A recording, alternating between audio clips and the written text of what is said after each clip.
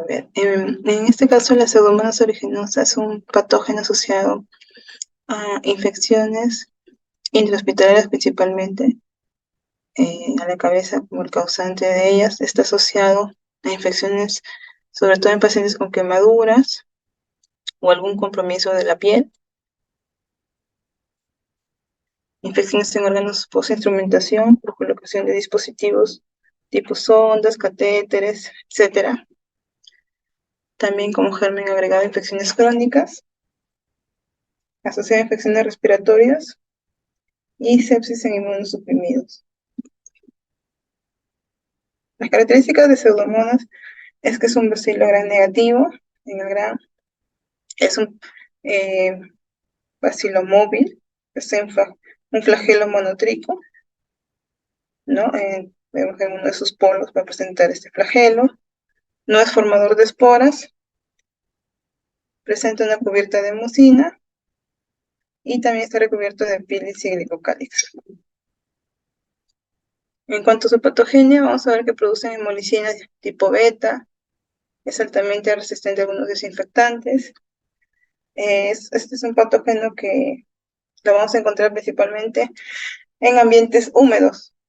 Entonces, por ejemplo, si tenemos en los hospitales jabones en depósitos y estos no son cambiados con frecuencia, se pueden contaminar con pseudomonas, porque esta humedad es un ambiente propicio para esta bacteria.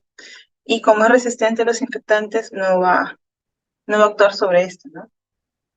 También es altamente resistente a diversos antibióticos, es sensible al alcohol y a la desecación, y por otro lado posee numerosos plásmidos y fagos que los transfiere por transducción y conjugación.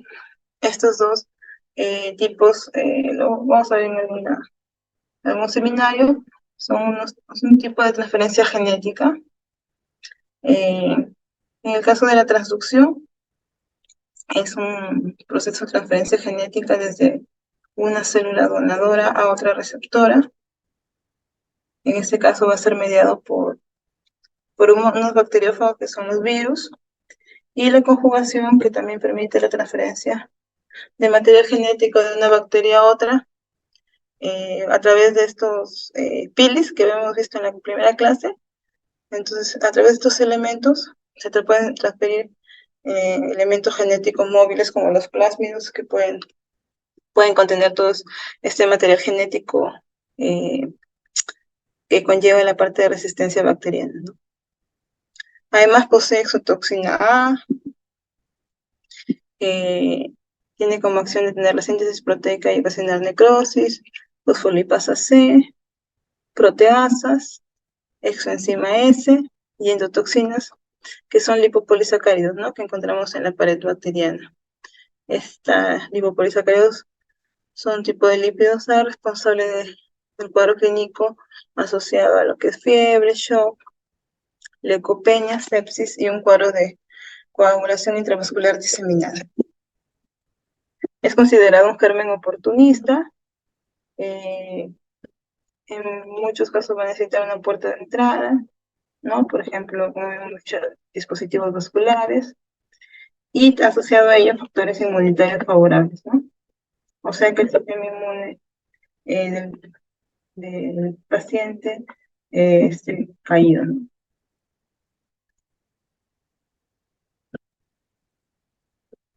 Vamos a ver que también habita el medio ambiente, como habíamos dicho, las áreas húmedas de la piel, materia orgánica en descomposición, etc. En cuanto al diagnóstico microbiológico, ya habíamos visto que los bacilos gram negativos en general estados en medios selectivos, en este caso en el agarma conque, es un lugar selectivo. En el caso de los Pseudomonas aeruginosa, tiene la característica de producir pigmentos. Dependiendo del tipo de pigmento, este va a tomar su denominación. Si vemos si el componente, el color de la colonia es verdoso, lo más probable es que tenga un pigmento llamado pioverdina. Si es de color rojo, biorubina, si es de color marrón, biomelanina. Desarrolla bien a 37 grados centígrados, incluso puede llegar a crecer hasta 42 grados centígrados. Eh, es considerado un no fermentador. Y cuando se realiza la prueba de la oxidasa, la reacción va a ser positiva, con una tira este color púrpura. Y cuando hacemos las pruebas bioquímicas, en el agar TCI, que es el primer tubo que estamos observando, como su nombre lo indica, es un no fermentador de lactosa. Entonces el tubo no va a mirar a ningún color, se va a mantener en el mismo color. En el caso de, tampoco produce hidrógeno sulfurado ni es productor de gas, entonces no vemos ningún cambio en el TCI. En el agar LIA, lo vemos que se mantiene de color púrpura, entonces no hay acidificación en este caso. Va a haber una descarboxilación de lisina. En el caso de la prueba de Indol, vemos que la reacción es negativa, es móvil en el agar mío, y en el caso del citrato la reacción es positiva, ¿no? Vemos el cambio de medio a un color azul. Luego tenemos lo que es la otra bacteria también asociada a infecciones intrahospitalarias de mayor frecuencia, además de Pseudomonas aeruginosa, Acinetobacter baumannii. Esta bacteria fue descrita por primera vez en 1911. Su hábitat natural son la tierra y el agua. Lo vamos a encontrar mucho en superficies inanimadas, Acinetobacter, y es un patógeno bastante complicado de eliminar una vez que ingresa pues, en las áreas hospitalarias. Es un bacilo gram negativo, no formador de esporas, no posee cápsulas, ni tampoco contiene flagelos, ¿no? Por ende, no es móvil.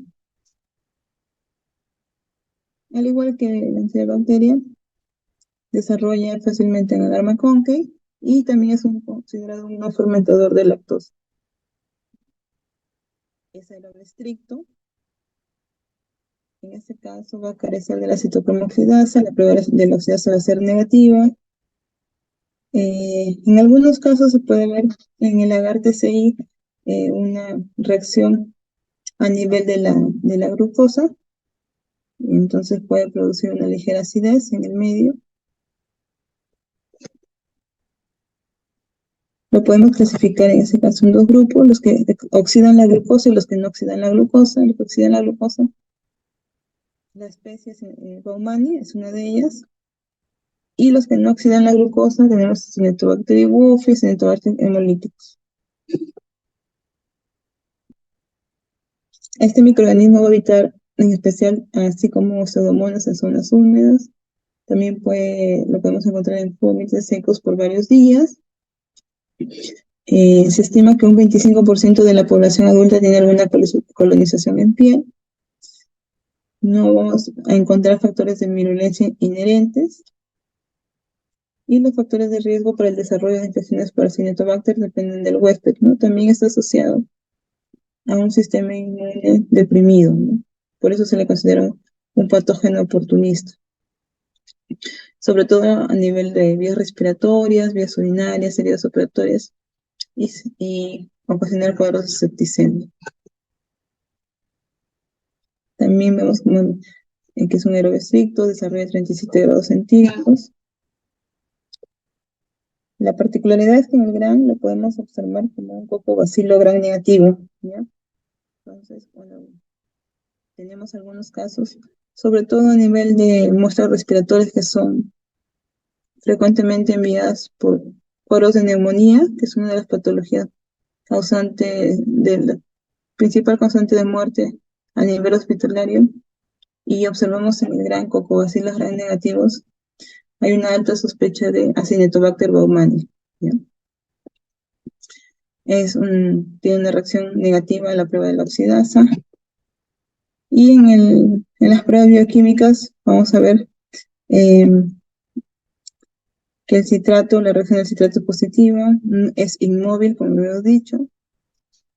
En algunas especies de Cyanobacter puede haber fermentación de la glucosa, ¿no? Podemos en el fondo del tubo el viraje color amarillo, en algunas especies, ¿no? En otras no. Y también vamos a ver que el tubo se mantiene de color morado, por ende hay una descarboxilación de la lisina. Luego tenemos el estudio de algunas bacterias invasivas como son Bartonella y Listeria. Primero vamos a ver Bartonella bacilliformes.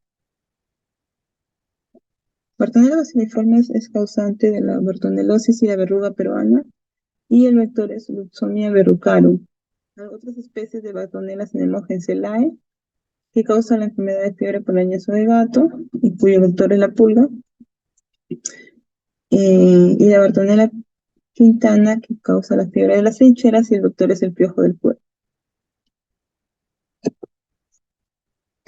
Tiene una forma copobacilar, no es formador de esporas, no posee cápsula, posee un flagelo polar, por ende es móvil, se le puede ver en el gran como un bacilo gran negativo, también se le puede observar en otras coloraciones, sobre todo a nivel sanguíneo, nos hacen frutis, para ver células sanguíneas, los hematíes, ahí vamos a observar a este bacilo, es aerobio, tiene un desarrollo sobre todo en medios con aminoácidos en el agar sangre, no metaboliza carbohidratos, puede tener incluso hasta 24 antígenos y desarrolla bien a 29 grados centígrados en más o menos 7-15 días.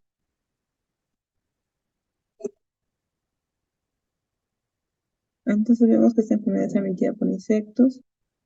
Hay 3 de mayor interés médico de las 16 especies.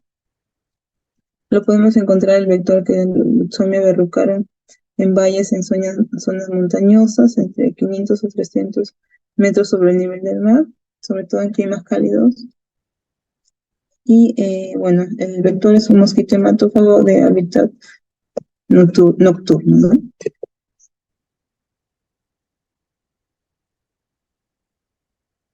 El vector causante de la bartonella va a picar de noche para transmitir la infección. El periodo de incubación puede ser bastante largo, incluso hasta cerca de 6 meses puede ser ese periodo de incubación. Vamos a ver que el microorganismo invade los hematíes, las células endoteliales y todo lo que es el sistema retículo endotelial. Tenemos una fase aguda, que es una fase hemática sistémica, llamada también como la fiebre de la broya, y esta va a cursar el paciente con fiebre, anemia aguda y sobre todo lo que es esplenomegalia. Y luego tenemos una fase crónica, dérmica, llamada también de la enfermedad de la verruga peruana, que se va a presentar luego de semanas a meses, y vamos a observar erupciones cutáneas, rojas, veláceas, donde va a haber sobre todo un compromiso de la endotelia vascular. Pueden haber lesiones miliares, que son las más frecuentes, que se observan de un tamaño de 1 a 4 milímetros, ubicadas en la dermis papilar, globulosas de color rojo vivo. Otro tipo de lesiones pueden ser nodulares, que son subdérmicas, y molares, que son más grandes, más de 5 milímetros y que pueden comprometer hipodermis, y que son sésiles y erosionadas. En cuanto al diagnóstico, tenemos en la fase anémica, lo que es de utilidad es el frutis sanguíneo, y entonces vamos a tener que buscar a las bacterias dentro de los hematíes. Puede ser de utilidad también los hemocultivos, los cuales se tienen que incubar preferentemente a una temperatura de 29 grados centígrados. Y el desarrollo de las bacterias se puede dar a partir de los 5 días. En realidad el cultivo es una prueba de baja sensibilidad, no es de mucha ayuda al diagnóstico. En este caso es más rentable la serología, tiene una alta sensibilidad y especificidad. Se pueden utilizar anticuerpos de tipo IgM, para una infección aguda, o IgG, que indica la cronicidad de la enfermedad. También se pueden utilizar pruebas moleculares o exámenes de tipo histológicos, ¿no? Y en el agar sangre se ven estas colonias pequeñas blanco-grisáceas que desarrollan con facilidad y que no son hemolíticas. Y en el gran lo estamos viendo como, principalmente como bacilos gram negativos. Luego pasamos a la listeria. La listeria monocitógenes es un patógeno, es un bacilo gram positivo en la gran y está asociado principalmente a infecciones, sobre todo en gestantes, causando incluso abortos, sepsis y meningitis en pacientes inmunosuprimidos y cuadros de sepsis en neonatos, sobre todo cuando pues, durante el canal del parto la gestante puede infectar al bebé en ese momento, es cuando se puede contaminar y puede llegar a cuadros severos de sepsis en los recién nacidos. En la infección ocurre principalmente por la ingesta de alimentos, sobre todo el tipo de carnes poco cocidas, vegetales crudos, consumo de lácteos, que pueden estar contaminados con heces de aves o mamíferos.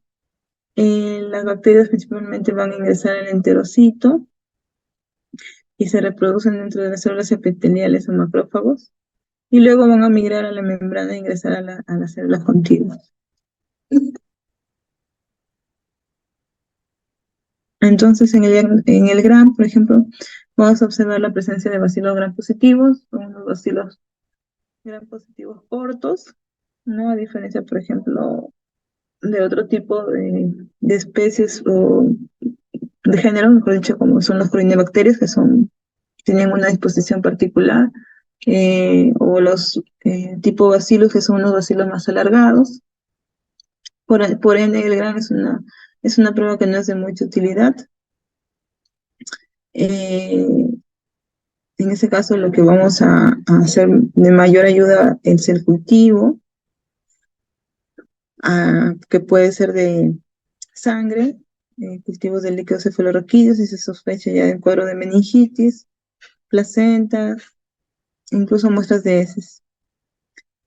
Una prueba que es de mucha utilidad para el diagnóstico de listeria es la prueba en agar para ver su movilidad, la cual tiene la característica de listeria es de observarse movilidad a 25 grados centígrados y no a 37 grados centígrados, como normalmente se observa la movilidad en las enterobacterias.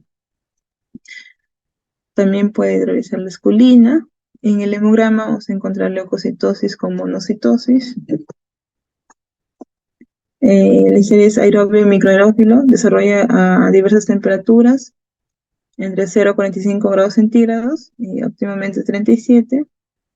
Y como ven, las colonias de listeria son bastante pequeñitas, puntiformes, translúcidas, y se puede observar un tipo de hemólisis, una hemólisis tipo beta, o sea, una hemólisis total. Ahí vamos a ver en el GRAM que son bacilos gram positivos cortos, finos, agrupados en pares o en cadenas cortas. Si realizamos una prueba a las colonias, la prueba de la catalasa, la reacción es positiva y no utilizan la vía del citocromo oxidasa, por ende la reacción de la oxidasa es negativa. Entonces, como ya dije en la anterior diapositiva, es móvil, presenta de 1 a 5 flagelos, y la particularidad es que esta movilidad se observa entre 22 a 26 grados centígrados, y cuando se le incuba a 37 grados centígrados es inmóvil.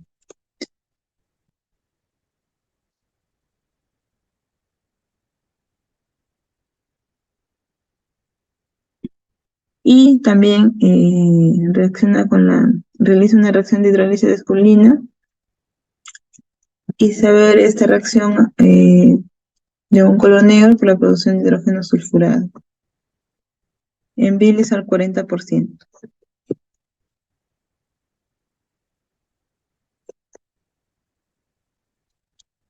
Uno de las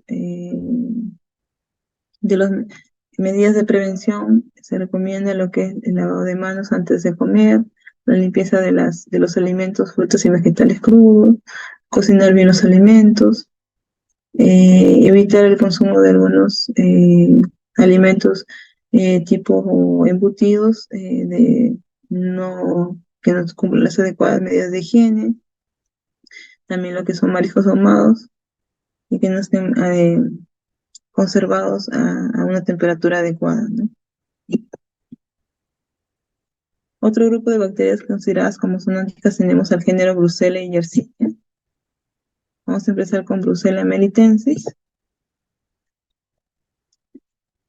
En el caso de la brucelosis, que es la patología causada por esta bacteria, vamos a ver que ingresa por vía oral a través de los alimentos lácteos provenientes de animales sin control sanitario.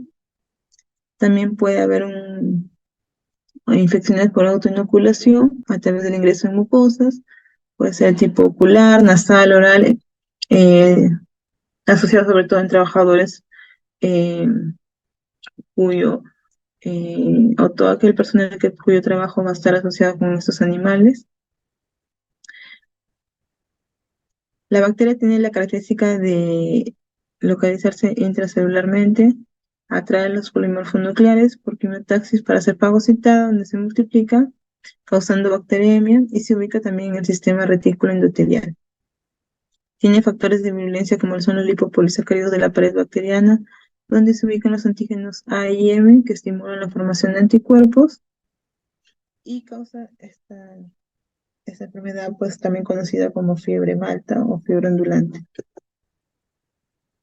En cuanto a los animales que están asociados a esta patología, tenemos al ganado vacuno, caprino, ovino, porcino, que ocasiona una infección sistémica aguda u crónica y va a caracterizarse por compromiso de la esfera, sobre todo genital, a nivel de úteros, glándulas mamarias, epidídimo, placenta, causando también aborto o la muerte del animal. Y en el humano, la transmisión principal es oral, por la ingesta de estos productos lácteos contaminados y en contacto directo con las mucosas. La diseminación va a ser por vía linfática, causando cuadros de sepsis, granulomas en diferentes órganos, sobre todo aquellos órganos que pertenecen al sistema retículo endotelial, y fiebre, visceromegalia, con diversas formas clínicas. Algunas especies conocidas, sobre todo, son Brucella melitensis, que la vamos a asociar al ganado caprino, Brucella abortus, al ganado bovino, Brucella suis, al ganado porcino, Brucella canis a los canes, los perros, y Brucella ovis a todos los que tengan tejido lanar.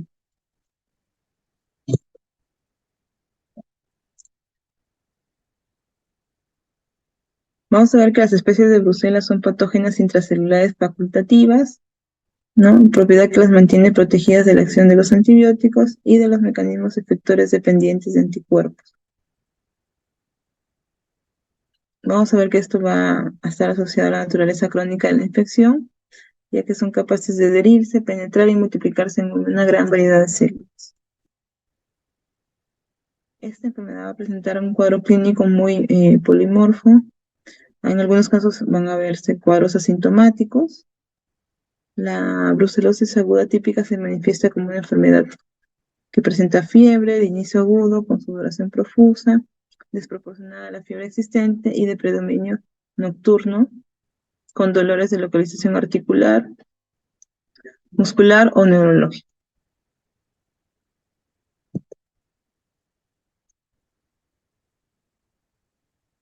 En cuanto a las características de esa bacteria, vamos a ver que es aerobio estricto, también reacciona con la prueba de la catalasa, es frágil al calor, puede demorar en su desarrollo de 2 a 3 semanas y en los subcultivos puede demorar de 2 a 3 días en formar colonias. También lo vamos a observar en el gran común Coccobacilo gram negativo. Es una bacteria que no posee cápsula ni es formador de esporas y es inmóvil.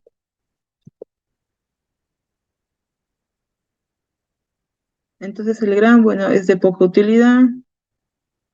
En el caso del cultivo, se puede realizar este a partir de sangre o muestras de tejidos. Se utiliza un agar, que en este caso es conocido como el medio bifásico de Ruiz Castañeda.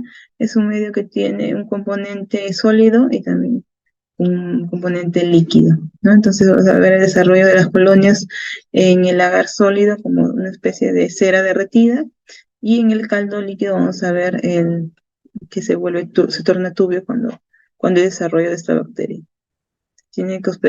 Normalmente se espera su desarrollo hasta los 21 días de incubación, y con la prueba de la oxidasa hay una reacción positiva.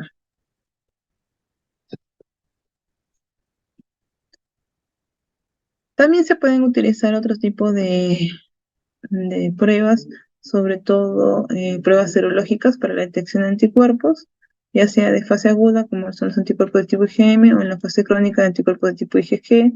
Es una reacción, una prueba de látex, conocida como rosa de Bengala, y cuando se observa esta aglutinación, eh, se enfrenta el suero del paciente con ese reactivo y se observa esa aglutinación, decimos que es una prueba positiva.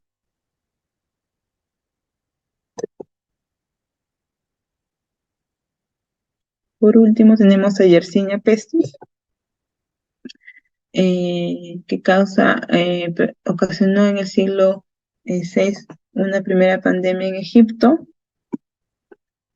Luego tenemos que en el siglo XIV produjo una segunda pandemia conocida como la peste negra.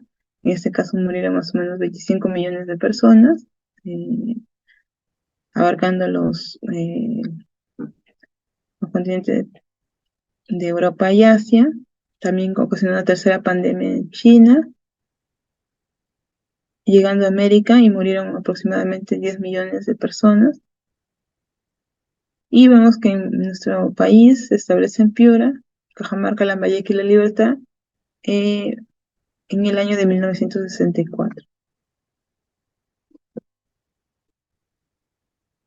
Vemos que es un aerobio y anaerobio facultativo, desarrolla desde los 0 grados hasta los 42 grados centígrados.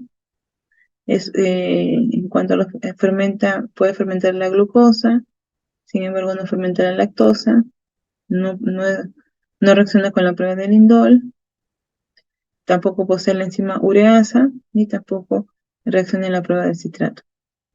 En el GRAN se le puede observar como un cocobacilo GRAN negativo, es inmóvil y no esporulado.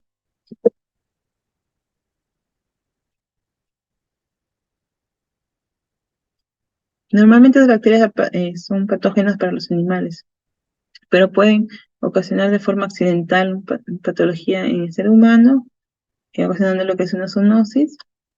Y los que están asociados y que son de importancia entre las especies, tenemos a Yersinia pestis, que lo vamos a encontrar en los roedores.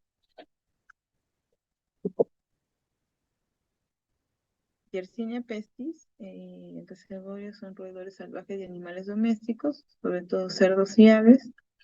Vemos que el vector común es la pulga, y esta bacteria va a tener plásmidos de virulencia que van a generar proteasas, proteínas que pueden inhibir la migración leucocitaria y activan el plasminógeno, y también tienen proteínas F1 que pueden estar asociados a la formación de cápsulas.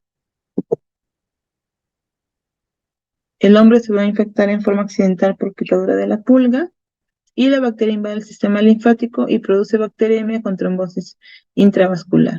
Puede ocasionar, sobre todo, dos patologías importantes como son la peste bubónica y la peste neumónica. En la peste bubónica vamos a encontrar un cuadro febril, infarto ganglionar, necrosis posterior, que puede llevar a un cuadro de septicemia y lesiones hemorrágicas, y la peste neumónica, que obviamente va a ser por contagio interhumano por la vía respiratoria. Vamos a ver que la presencia de la pulga determina la diseminación de la enfermedad.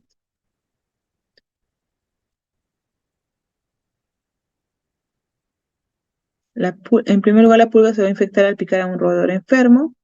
Luego las bacterias se van a reproducir en el proventrículo de la pulga y obstruyen su canal digestivo. Al picar nuevamente, la pulga regurgita el contenido de este proventrículo y aquí puede ocasionar pues, lo que es la peste salvaje, la peste urbana, donde se involucra la rata doméstica y sus pulgas, y la peste humana por picadura de la pulga de la rata o transmisión interhumana, ¿no? En el caso del cuadro neumónico. Entonces vamos a ver principalmente un cuadro de linfadenitis febril aguda, con la presencia de estos bubones, septicemia y cuadro neumónico. Se puede realizar a nivel microbiológico con una coloración de la secreción de los bubones.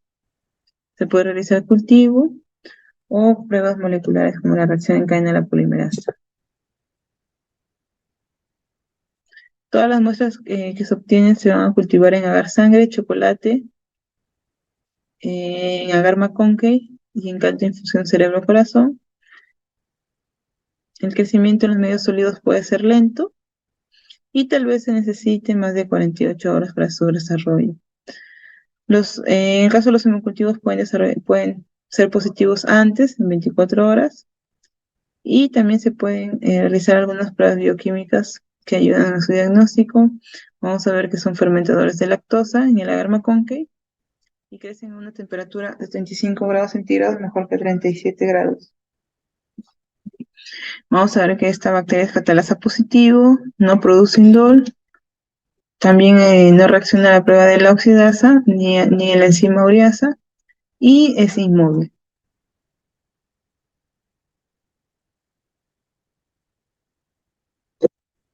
Bueno, y esa sería la última positiva. No sé si tienen alguna consulta.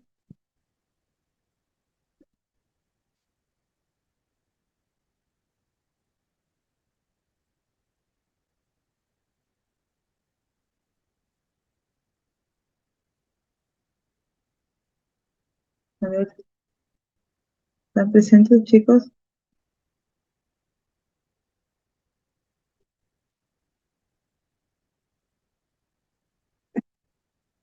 ¿Pueden escribir por el chat? ¿O todo claro? Sí, doctora, todo claro. Sí, doctora. Sí, doctora, estamos aquí. El día lunes que viene es nuestro examen, ¿cierto? A las 7, supongo. Ya, 7:40. de la clase todo claro entonces.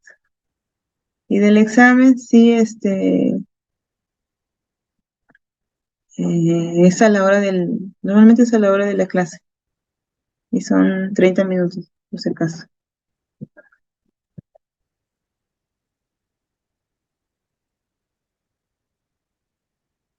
Ya, entonces nos voy a consultar si la próxima semana de clase, o si no, ustedes tendrían que consultarlo con la doctora Carolina, porque les tocaría con ella.